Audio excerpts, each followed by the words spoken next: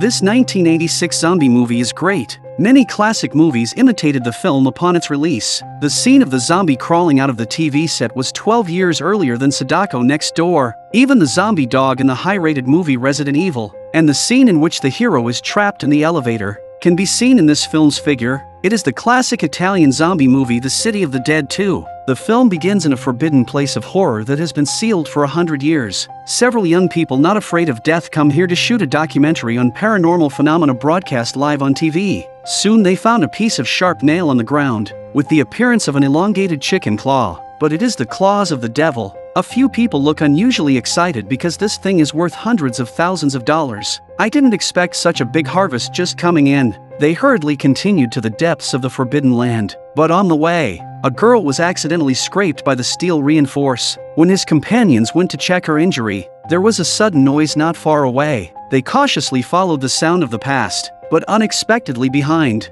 the companion turned on the radio in the car, and they were all terrified. At this time, another girl picked up a mirror, but the look was a horrible face, but fortunately, only a false alarm. Meanwhile, the man found a dry body lying in the rubble. From the appearance of his sharp mouth and fangs, he should be the legendary devil. To commemorate this exciting moment, several people intend to take pictures to remember. However, while taking pictures, the girl with the injured palm started to bleed. The blood just dripped into the mouth of the corpse. Unexpectedly, the next second, the dry corpse's pulse began to beat, and the dry body became plump. Several people were still admiring their pictures, not knowing that the demon was slowly waking up. When they realized it, the demon had already pushed open the steel tank and stood up. One of the girls was bitten on the spot, and the remaining 3 could only flee in a panic, all of which was watched by the audience in front of the TV. A girl was watching with great excitement, but soon she could not get excited because the demon on TV seemed to be staring at her. You can't jump out and bite her when the girl stares at the screen with rapt attention.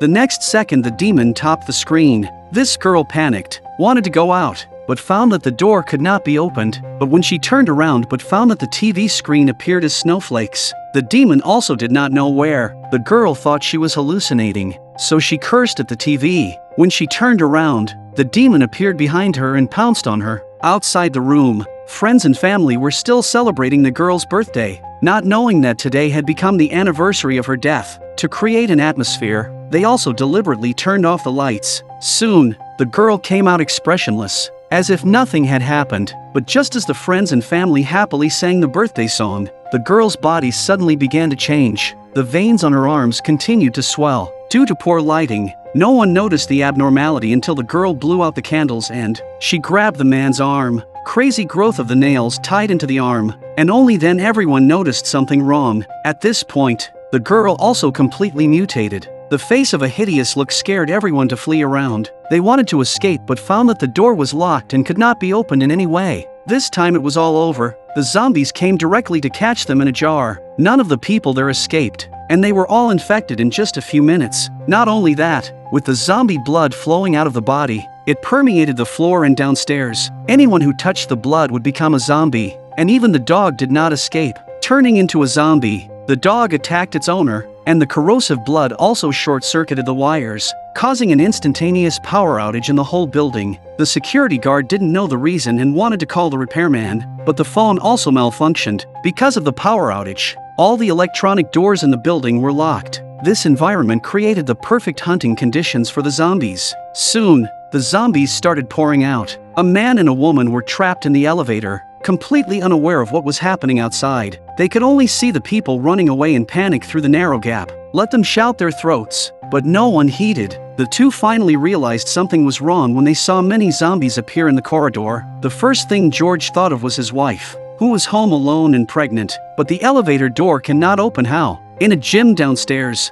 Muscle Man is desperately working out. A zombie suddenly rushed out and also wanted to practice with him. The zombie was stronger and directly pressed the muscle hard to breathe. More zombies rushed into the gym and educated the other fitness enthusiasts severely. At this time, ready to leave, the coach hears the commotion and immediately turns back again. Seeing this scene, the coach decided to pick up the barbell and throw it at the zombies. Unfortunately, they could not save them and only took the rest of the students to escape. The zombies chased them, and the woman running behind was dragged straight back. When they arrived at the door, they realized it had been locked firmly because of the power outage. In desperation, they could only force the door, but no matter what they tried, the tempered glass would not budge. Seeing the corpses coming after them, they could only escape to the underground parking lot, close the security door to keep the zombies inside, then push a car to block the zombies. But the door here is also locked. One of the women is simple and brutal, directly driving the car into the door. Several attempts, but still to no avail. What's worse, the security door was barely holding in the face of the onslaught of corpses. They can only ignite the car, trying to fight off the zombies, but I did not expect that these zombies are not scared of fire and easily jump over. The coach's car has a gun, and he hurriedly loaded ammunition, in cooperation with his companions, to solve the attacking zombies. At the same time, a group of survivors from the building also came to the basement. They blocked the entrance together and started to discuss what to do next. At this point, the coach stepped forward and told everyone to work together and find all the tools they could. With his command, everyone immediately took action. One group was responsible for breaking down the door, while the other used gasoline to make a petrol bomb. Everyone was doing their own thing and didn't pay any attention to that a mother had been bitten. The girl looked up and found her mother, who was mutating, and she screamed in terror. The coach saw immediately came and pulled the girl away, before the other side completely mutated. A shot to kill.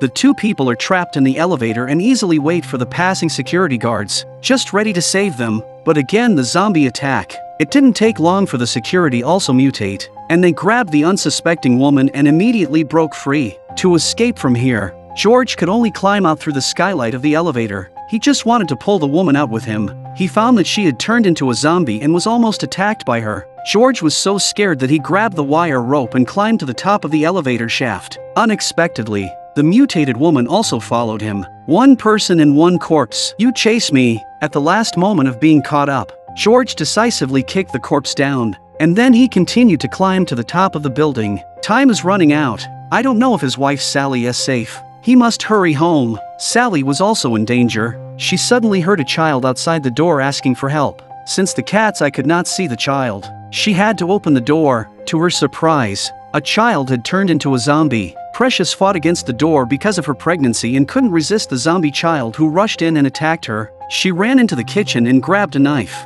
ready to fight back, but saw the zombie child suddenly fall to the ground, and then a cute little zombie burst out of its body. Seeing this scene, Sally instantly lost the courage to resist and turned to run to the bedroom, but the little zombie soon caught up with her. When the other party pounced on the attack, Sally got up to avoid the attack and then pressed the switch. The couch was put away to keep the little zombie in the wall, but the claws of the little zombie were too powerful, and it didn't take long to open a small hole. Sally wanted to confiscate its tools, but the next second the scissors were snatched by it. She then found a bottle of corrosive liquid and poured it on the zombie's body. This method seemed very effective. The little zombie screamed in pain. She thought she had solved the other side, but as soon as she took a breath, the little zombie broke free and jumped directly on Sally's shoulders. In the moment of being pounced on, a way arrived in time to copy the umbrella at the door, ending the little zombie's sinful life. A large group of zombies were coming from the stairs on the parking lot side. In the face of the onrushing hordes of zombies, they could only assume a defensive posture and prepare for a fight to the death. But after just one meeting, the zombies broke through the defensive line and ran amok in the crowd. The parking lot instantly turned into a slaughterhouse for the zombies, screaming after screaming, and even the strongest gym coach was dealt a fatal blow by the zombies.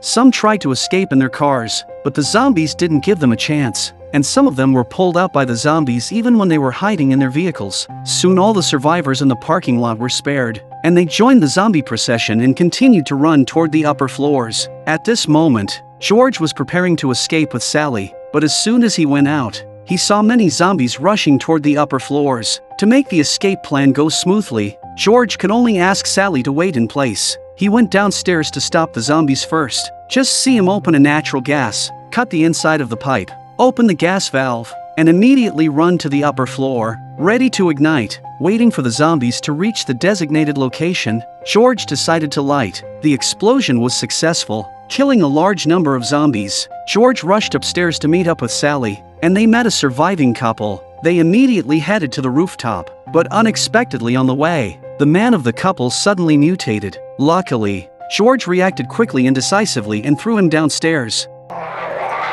The three of them quickly arrived at the rooftop. George tied the safety rope, intending to use the locksmith's way to escape from the building, but about to climb down, the girl also had a mutation, jumped over, and George pushed her down the tall building and then carried her quickly down. But just before he reached the ground, a zombie that was not dead caught up with him, climbed down quickly in a position with a very high degree of difficulty grabbing the safety rope, but just before landing on the ground by George with a steel pipe through him.